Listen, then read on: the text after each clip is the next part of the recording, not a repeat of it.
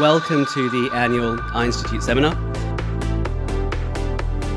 I think increasingly eye care in New Zealand and throughout the world, it can't be managed by ophthalmologists alone. There has to be more input from professions allied to medicine, and the biggest one is obviously optometrists. And optometrists in New Zealand are incredibly well trained. The vast majority are therapeutically trained.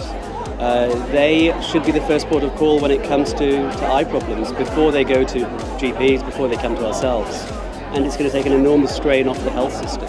So having events like this where we are able to meet optometrists, we're able to talk about problems, we're able to talk about what's coming up in optometry and ophthalmology, it's incredibly important. For years, people would rub their eyes like this, and if you take the time to get patients to demonstrate to you, these are all patients with keratoconus, they really get at their eyes, and they don't rub like a normal person rubs. They really get in there, and when you think of the globe, it lives in the skull, surrounded by bone for a reason, so it's protected, and the only way we can really get at it is from the front. This is a normal patient rubbing their normal eyes with a normal amount. This is not a keratoconus patient rubbing their eyes with the amount of force and the amount of friction and the amount of frequency. And you can see that the globe is completely retropulsed into the back of the orbit. There's not a lot of space for that globe to go. Public awareness of the impact of eye rubbing in terms of itchy eyes and dry eyes,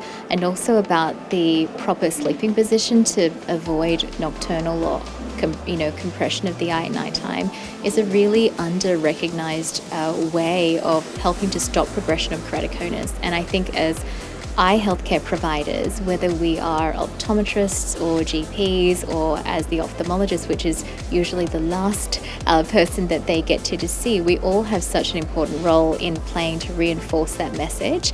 I have many patients who will arguably go to a drier environment like Canada for holidays, and their symptoms completely disappear because half the time the world is frozen and there's like no pollen flying around.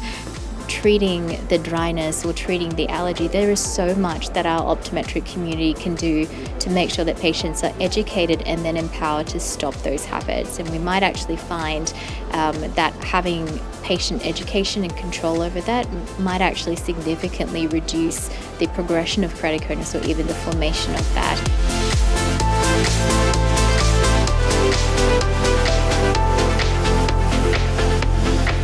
This guy described it in 1921, and now we're using these very properties to determine how we diagnose corneal ectasia. Spoke about using epithelial mapping to interpret corneal tomography scans, which are scans determining the shape of the cornea, and we're now able to use the epithelial maps to diagnose diseases earlier and exclude diseases that would have excluded patients from refractive surgery. This is a major public health concern in most countries, and especially in East Asian countries where up to 80 to 90% of high school graduates can suffer from myopia. So these are significant visual conditions that really can affect patients' quality of life. And so just try to do a little bit of an update so that optometrists have an idea of kind of patients that were worth referring or picking up disease early, so that we can hopefully help maintain vision for longer for these patients.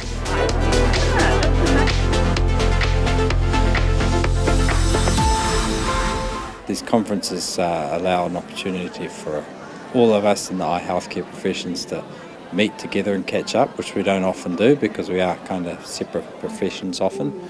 Two, you see a broad range of topics, and I learn stuff that's outside my area too, what's happening in the research field maybe, or even the glaucoma field that I haven't heard about.